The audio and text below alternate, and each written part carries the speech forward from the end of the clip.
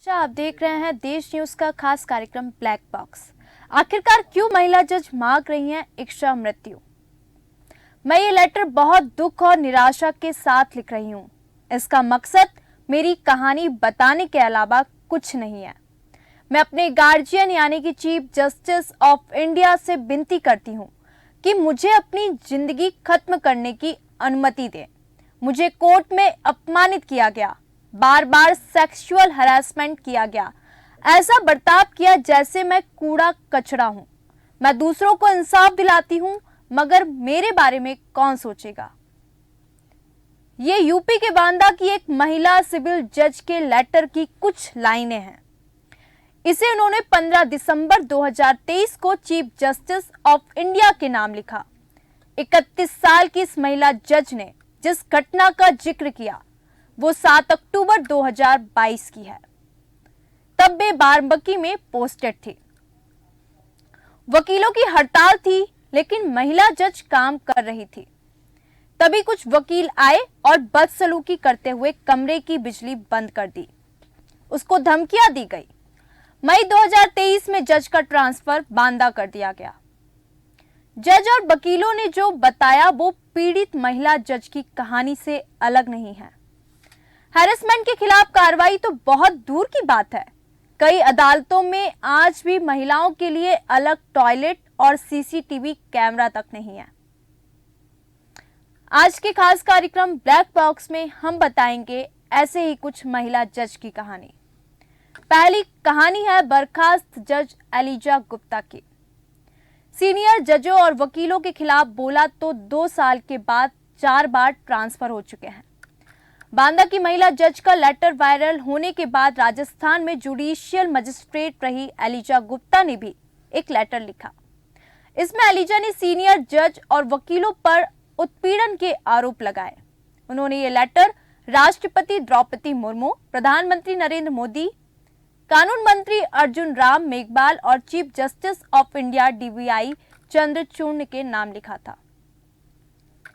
दिल्ली की रहने वाली एलिजा ने 2019 में राजस्थान जुडिशियल सर्विस का एग्जाम पास किया था। 2020 में उनकी पहली पोस्टिंग राजधानी जयपुर से 30 किलोमीटर दूर बस्सी में हुई थी। तीसरी पोस्टिंग पर उन्होंने नागौर में ज्वाइन किया। आखिर में जोधपुर ट्रांसफर कर दिया गया।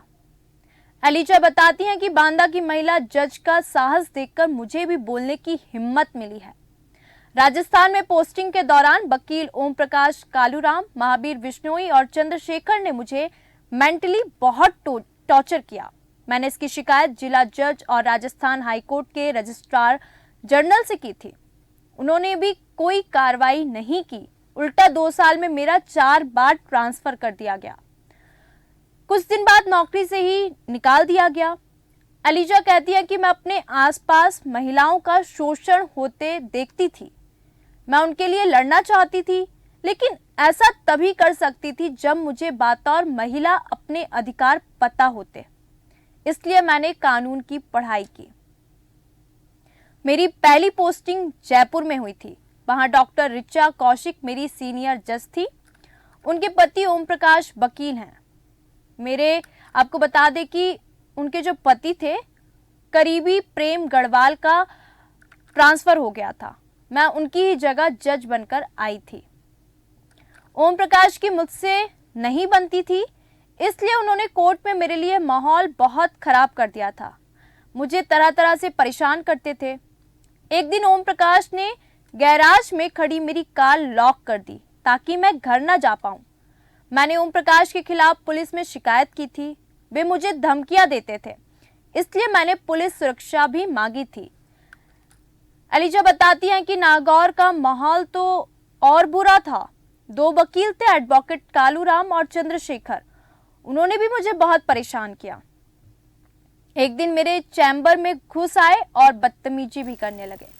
वे कहते थे किस पागल ने इस औरत को जज की सीट पर बैठा दिया। मुझसे कहते थे कि तू खुद को समझती क्या है, अभी तुझे मजा चखाते हैं। इसकी चोटी पकड़कर कुर्सी से नीचे उतारते हैं। वे 50 से 60 वकीलों को जमा कर लेते थे और मेरे खिलाफ नारेबाजी करवाते थे। दरअसल कुछ सीनियर जज मुझे अपने चैम्बर में बुलाकर मुझसे किसी के फेवर में ऑर्डर पास करने के लिए दबाव डालते थे। वे मुझसे फाइलों में छेड़छाड़ करने के लिए कहते थे। मुझसे सही नहीं लगता था ये सब, इसलिए मैंने कभी ऐसा नहीं किया, बल्कि मैं इसके खिलाफ बोलने लगी थी। ऐसी एक जज है SR खेकर, उन्होंने मेरे खिलाफ लॉबी बना ली थी। वे अपने वकील को मेरे चैम्बर में भेजकर गाली गलौज कराते थे। उन्हें बस कोई पॉइंट चाहिए था जिससे वे मेरे खिलाफ हाई कोर्ट में शिकायत कर सकें। वे चाहते थे कि मेरा नागौर में ट्रांसफर हो जाए। अलीजा बताती है, मैंने पुलिस से एडवोकेट कालूराम और चंद्रशेखर की शिकायत की थी। मैंने डिस्ट्रिक्ट ऑर्डर के जो जज हैं, डिस्ट्रिक्ट कोर्ट के जो जज हैं, उनको लिखा था। कहीं से मदद नहीं मिली तो मैंने सोशल मीडिया पर लिखा। इसके 2 या 3 महीने बाद वकील महावीर बिश्नोई मुझसे मिलने आए। उन्होंने मुझसे बहुत बदतमीजी से बात की। मुझे ये ऑर्डर शीट में लेना पड़ा। मैंने हाई कोर्ट में भेजा, लेकिन कोई एक्शन नहीं लिया गया। कुछ पता नहीं चलता था कि मेरी शिकायत पर कितनी कार्रवाई हुई है। नागौर की अदालत में CCTV कैमरे तक नहीं है। मैंने कई बार इसकी मांग की ताकि ये घटनाएं कहीं रिकॉर्ड तो हो जाए। अदालत में prevention of sexual harassment act या इंटरनल कॉम्प्लेक्स कमेटी भी नहीं है। हम डिस्ट्रिक्ट जज को ही शिकायत लिखकर भेजते थे। मेरे समय में मदन मोहन भाटी थे, उनसे पहले संगीता शर्मा जज थी। मैंने उन्हें भी शिकायत की थी। उन्होंने मेरी शिकायत हाईकोर्ट भेज दी थी। आज तक उस पर कोई जवाब नहीं आया। इस दौरान 18 सितंबर 2023 को मेरा जोधपुर ट्रांसफर कर दिया गया। पुरुष वकीलों के खिलाफ बोलने की कीमत चुकाई अलीजा कहती हैं कि मेरी शिकायतों की वजह से मुझे बिना कोई सूचना और सुनवाई का मौका दिए अक्टूबर 2023 में बर्खास्त कर दिया गया। कोर्ट में जज और वकीलों को लगता था कि एक महिला जज उनके ऊपर कैसे बैठी है। उन्हें इस बात से भी चिढ़ थी कि मैं दिल्ली से हूं। मैं बस्सी में थी तब वहां के लोग मेरे कपड़ों और मेरे बात करने के तरीके को गलत समझते थे। मेरे घर के गेट पर पत्थरबाजी की गई, मैंने इसकी भी शिकायत की थी। महिलाओं के साथ ही ऐसा व्यवहार किया जाता है। तंग करने वालों के बजाय महिला जज का ट्रांसफर कर देते हैं या मेरी तरह ही निकाल देते हैं। ये कहानी थी अलीजा गुप्ता की। हम दूसरी कहानी की बात करेंगे मध्य प्रदेश की वकील सुषमा की। क्लाइंट से हंसकर बात कर लो तो उससे अफेयर की अब्बा उड़ा देते हैं। सुषमा मध्य प्रदेश के अनूपपुर जिले की कोतमा कोर्ट में वकील हैं। उन्होंने 2014 में वकालत शुरू की थी। तब अनूपपुर में सिर्फ 4 महिला वकील थी। सुषमा बताती हैं कि कोतमा में अभी 350 पुरुष वकील हैं, सिर्फ 9 महिलाएं हैं, इसलिए हालत जो है वो बहुत अच्छे नहीं है वहां पे।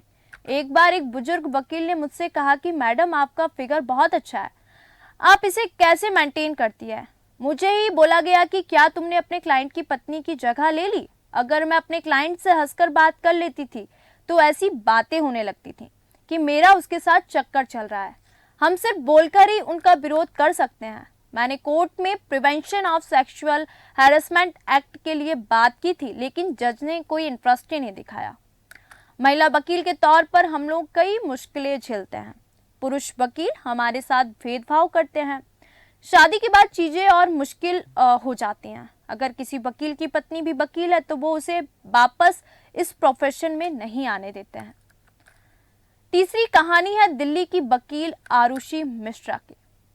सही कपड़े पहनने की सलाह, मेकअप करने पर कमेंट। दिल्ली में काम कर रही एडवोकेट आरुषि मिश्रा बताती हैं कि दिल्ली जैसे बड़े शहरों में महिलाओं के लिए रास्ते खुले हैं, लेकिन उन्हें भी दिक्कतें होती हैं। महिला वकील को काम पर रखते वक्त उनसे पूछा जाता है कि क्या तुम्हारे पास कार है, क्या तुम रात को देर तक काम कर सकती हो। अभी कुछ समय पहले सुप्रीम कोर्ट के एक सीनियर जज और कई सीनियर महिला वकीलों ने जूनियर महिला वकीलों से अपील की थी कि वे अदालत में प्लाजो पैंट पहनने से बचें। महिलाओं के पहनावे को गंभीरता से लिया जाता है। हमें प्लाजो पैंट ना पहनने की सलाह दी जाती है ताकि हम प्रोफेशनल लगें और हमारी बातों को सीरियस लिया जाए। इस प्रोफेशन में हमारी निष्ठा हमारे कपड़ों से देखी जाती है। आरुषि ने दिल्ली में जो अनुभव किया उस पर महाराष्ट्र के पुणे में बाकायदा नोटिस जारी हुआ। आपको बता दें 20 अक्टूबर 2022 में पुणे डिस्ट्रिक्ट कोर्ट की ओर से जारी नोटिस में कहा गया था कि महिला वकील अपने कोर्ट में अपने बाल संवारती है, इससे कोर्ट के कामकाज में अड़चन पैदा होती है। महिला वकीलों ने इस नोटिस का विरोध किया तो इसे वापस ले लिया गया। सुप्रीम कोर्ट में अब तक 268 जज हुए हैं, इनमें सिर्फ 11 महिलाएं हैं। सुप्रीम कोर्ट में बीते 73 साल में 268 जज हुए, इनमें सिर्फ आपको बता दें कि 11 महिलाएं हैं। उनका औसत कार्यकाल जो होता है वो 4.3 साल का होता है। ये 1950 के बाद से सुप्रीम कोर्ट में सभी जजों के औसत कार्यकाल से 1 साल कम है। हाई कोर्ट में 788 जज में से सिर्फ 107 यानी कि 13% महिलाएं हैं। अभी गुजरात को छोड़कर देश के किसी हाई कोर्ट में महिला चीफ जस्टिस नहीं है। कलेजियम ने इस साल जुलाई में जस्टिस सुनीता अग्रवाल को गुजरात हाई कोर्ट में नियुक्त किया था। तो आज के खास कार्यक्रम ब्लैक बॉक्स में हमने आपको बताया कि कैसे जो अदालतों में भी महिला सेफ नहीं है। सुप्रीम कोर्ट में 33 जजों में सिर्फ 3 महिलाएं हैं। इनमें जस्टिस हिमा कोहली, बेला त्रिवेदी और बीबी नागरत्ना शामिल हैं। जस्टिस नागरत्ना 25 सितंबर 2027 को भारत की पहली सीजीआई बन सकती है, पर उनका कार्यकाल सिर्फ 36 दिन का होगा। तो आज की खास कार्यक्रम ब्लैक बॉक्स में हमने आपको बताया कि क्यों सेफ नहीं है महिला जज। कपड़ों पर उनके कमेंट करते हैं। हमने 3 जजों की स्टोरी बताई जिनको कैसे अदालत में ट्रीट किया जाता है, और सेक्सुअल हरासमेंट के लिए उन्होंने कई बार निवेदन भी किया पर उस पर कोई कार्रवाई नहीं की गई। और जो लेटर जो है एक जज का वो काफ़ी वायरल हो रहा है सोशल मीडिया में, और ऐसा लगता है कि शायद इस पर कोई कार्रवाई हो सकती है। आखिरकार जो दूसरों को न्याय देती हैं उनके साथ अन्याय हो रहा है, और महिला जज ने इच्छा मृत्यु भी मांगी है। ब्लैक बॉक्स में फिर मिलेंगे ऐसे ही मुद्दे के साथ। देखते रहिए देश न्यूज़। नमस्कार।